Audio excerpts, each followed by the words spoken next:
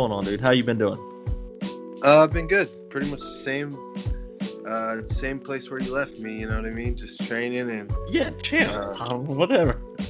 yeah, same stuff. Just always training, man. Train, eat, sleep, and that's it. Play Call of Duty. That's right. That's right. So, we talked since for people tuning in. We talked after you beat Craig Jones the second time in Submission Underground, and since then you beat Vinny Magalhaes, Satoshi Ishii, and now you have to grapple with Ryan Bader on the 30th. It's been a whirlwind for you, but you've been very, very active, especially with Submission Underground, man. What's it been like for you? What's the experience been like just getting all these names thrown at you now that you're a champ? I mean, it's been amazing. I feel so blessed and so lucky to be in the position I'm in because not a lot of jiu-jitsu guys get the opportunity to cross over and get matches with like famous MMA guys. So that's really big for me. I've always been a fan of MMA, and I think I'm just in a really good position where I'm going to get a lot of extra exposure from that other world. Yeah, you're taking on Bader, who's the Bellator heavyweight champion. He's the light heavyweight champion, former UFC contender. How quick did you say yes to that name when it was thrown at you? Yeah, it was like man, I had talked to a couple of the people from Submission Underground after the event because he looked really good in his match, and the name kind of got thrown out a little bit there. And of course, for me, it's like, yeah, man, that would be amazing. I actually met Vader and hung out with him a little bit at the event too, and he's just the coolest guy, and I've been a fan of his for a while. So when his name started getting thrown around, I got real excited, and then they hit me up and they asked me to do another event in 7 or 8 days. And of course, I didn't want to pass up on the opportunity, but it was going to be like another jiu-jitsu guy, and I accepted him. And then the next day, they actually hit me up and they were like, "Hey, Chael made the Bader match happen. Do you want to do that?" And man, of course, let's do that. That's amazing. So is there any like weird feelings about it? You being a fan of Ryan Bader for a while, is there any weird feelings like, man, I'm grappling Ryan Bader, or is it kind of like with Vinny? You've known Vinny for forever, so. Yeah, I don't know. Yeah, because when I was doing MMA, for example, I remember the first time I like sparred with John Fitch, and it was kind of like a surreal thing because that's someone I was watching when I was like 15, 16 years old, right? And then years later, I'm a fighter and I'm like actually training with the guy. So I've had experiences like that before, even with Craig when we had the match at ADCC. He was already really well known. He was the number one seed in the bracket, and I remember we shook hands, and I didn't even really. I tried to not even really take it in that I'm competing against someone that's maybe like really well known in the world or someone I know about. I just kind of get the tunnel vision of it's just like me versus this other person, right? So whether it's in training or competition, I don't ever really look at the guy's face. I'm always just kind of looking at their body as a whole, and it's more of like a puzzle that I'm trying to solve instead of like I'm trying to beat this like famous person. It's like right. I'm trying to solve this puzzle instead. So is there any consideration on, because Bader's not he's good at jiu-jitsu, but he's a wrestler first. Is there any consideration into your game plan for that, or are you just going out there and doing your thing and going to show out? Yeah, I have decent wrestling as well. I didn't wrestle collegiately like Bader did, but I have decent wrestling as well. And I've trained with a lot of wrestlers over the years. Even at my old gym in Fresno, where I used to do MMA at, we had really high-level wrestlers there. We had like Koscheck there. We had a guy named Chris Honeycutt, he's a two-time All-American Division I. We had Ed Ruth there, who's a world team member, three-time Division I champ. We had like my good friend Deron Wynn there, who weighs about the same as Bader. He was a national team member at Bader's same weight. So, and I continue to train with a lot of high-level wrestlers. I've been training a lot with Dan Shade, who's like really high level. He's wrestling at heavyweight right now too, and he's kind of I think going to transition into jiu-jitsu as well. Oh, that's awesome. So I've gotten a lot of training in with him recently. I've got a lot of training with my other training partner, Dennis. He's a heavyweight black belt who also has a very extensive wrestling background. So I have a lot of really good training partners for Bader's style.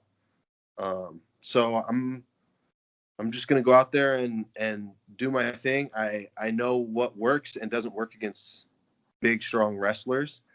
And then one thing I know is that he's not gonna break. He's not gonna break. He's not gonna like completely gas out, right? Everyone gets tired, but wrestlers, they have that extra gear where they don't just gas out and give up. Like they keep fighting the whole time. So I think that's gonna be the challenge is, we're gonna bring each other into deep water and then he's not gonna break. So I think that's what's gonna be the biggest challenge with Bader. His athleticism and his conditioning, his athleticism. Not breaking, that's got to be a good puzzle for you in your mind, right? Like something for you to solve. Yeah. You just have to keep coming after him, and you just can't expect him to wilt. So we talked. You mentioned Craig Jones earlier. So the last time we talked, you said you want him at ADCC. ADCC is what in 2021. Is that still on your radar? You want to get Craig at ADCC now? Still? Yeah, for sure. But he's been looking good at Submission Underground also. His last match against Brent Primus, he was attacking the whole time, and Brent was, he was skating out of submissions left and right, and then Craig ended up catching him. I think Craig wants another match with me at Submission Underground. So it just depends on what Chael and Submission Underground wants to do. If they tell me like, hey, we're going to do like another match with Craig, if that's what they want to do, then I'm not in a position to pick and choose guys, right? Like when you're the champion of an organization, you're supposed to take on whoever they put in front of you. So that's up to Chael and Submission Underground. If Chael tells me, hey, we want to do the match with Craig, I'm not going to say like, oh no, I already did two of them. It's like, okay, let's do it again. I personally would like to get more names under my belt, right? Being able to tell someone like, oh, I got 2 wins over Craig or I got 3 wins over Craig doesn't really make that much of a difference. But if we get it, you're better than him.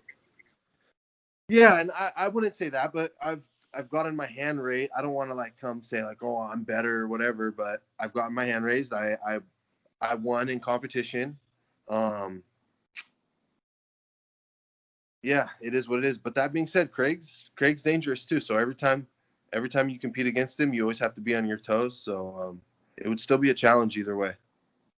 Yeah, and of course he's taking on Richie Martinez had the same event as you, so there's that potential for that story there. So let's talk about the what's that? Craig's matches with Ishii, and then Richie's matches with Jake Ellenberger. They must have changed that around on Tapology. It's still with Richie. Huh, okay. I might have to get that changed. Yeah, he has a match with Ishii, the last guy that I just beat. Right. So, yeah, that's weird. They have Ishii with CB Dalloway on there and then Craig Jones and Richie. That's odd. I think that's wrong. Oh, well. Unless they changed it. No telling. So let's talk about the pandemic a little bit. World came to an end in March. It was wild.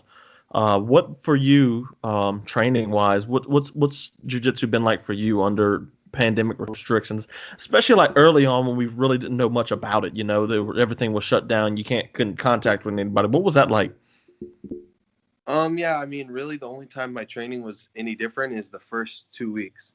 Whenever the pandemic hit, everyone was kind of scared at first, right? And our comp class, the guys, we pretty much like canceled the comp class. It was pretty much like everyone was kind of scared to show up that first week, like right up around March 15th. And so I went back home to Fresno, and there were still some gyms in Fresno that hadn't closed. Fresno's a little more conservative than the Bay Area. So there were some gyms that were fighting it and they weren't closing. So I was just going to like local gyms and not really training that hard, but just doing whatever. And then I remember about a week and a half or 2 weeks into the pandemic, there were some shows that were doing like some super fights. I remember seeing Submission Underground had a show, and I think there was one other like Third Coast Grappling did like a 10K tournament. There was like a couple shows that were still happening, and they were like big money tournaments, like $10,000. And I started seeing stuff on like social media, and I just got like this pit in my stomach where I was like, man, if I get an opportunity, I'm gonna be really mad at myself if I'm not ready for it. Okay, yeah. So then from that point on, I just made this decision, and then I started kind of going back and forth from San Jose to Fresno. So then because I still had a group of guys that was training in San Jose that were really good also. So then I was splitting my time, and I was actually driving every week back and forth, staying with my girl for 3 or 4 days, and then driving to San Jose and training there for 3 or 4 days.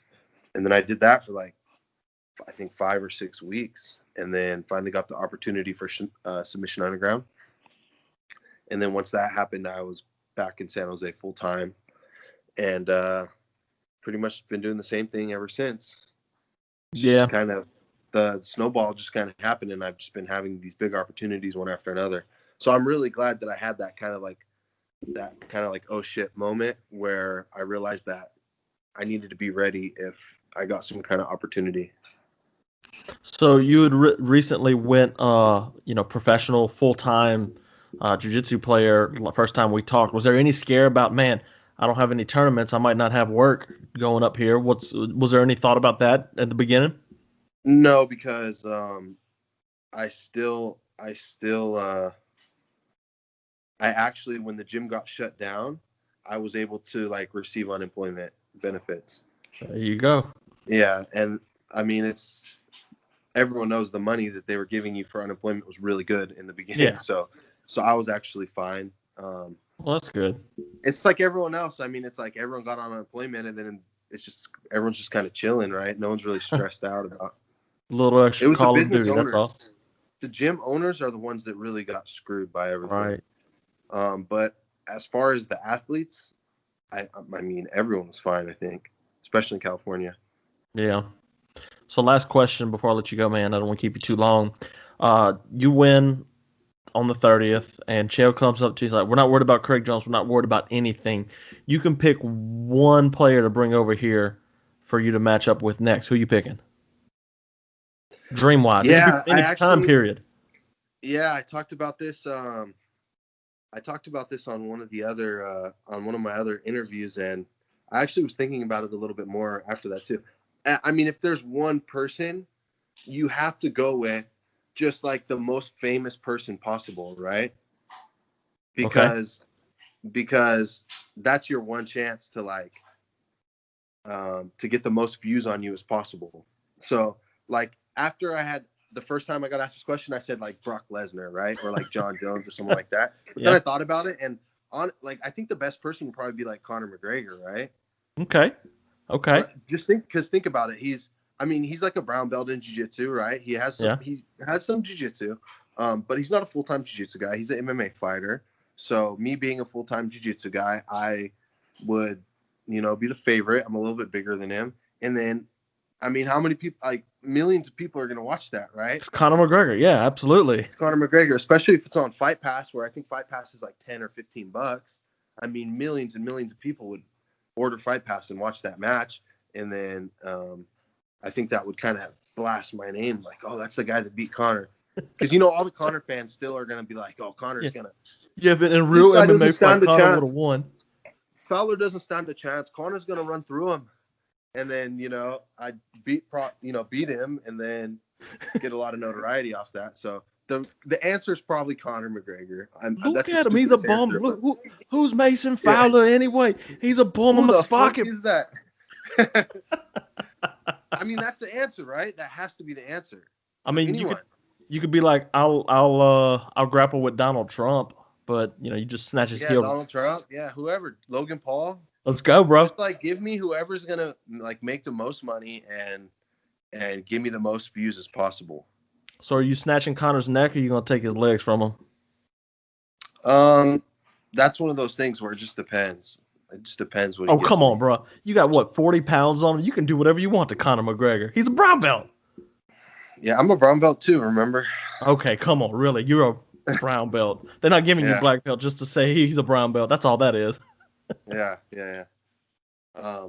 Yeah, I don't know. Maybe attack the legs. Maybe attack the neck. I mean, he has some good jiu-jitsu too. I don't think it would be just like that, but Right. yeah, I think I would be able to catch him in something for sure. All right. Mason, I appreciate you coming on, man. Where can everybody find you on social media? The biggest one is my Instagram is my name, Mason Fowler MMA. And then like Facebook is just like my name, Mason Fowler. Awesome. I'm looking forward to it. I'm gonna be watching and I'll be screaming for you. I appreciate you talking with me, man. Have a good one. Yeah, thanks for the interview. Later. See you later.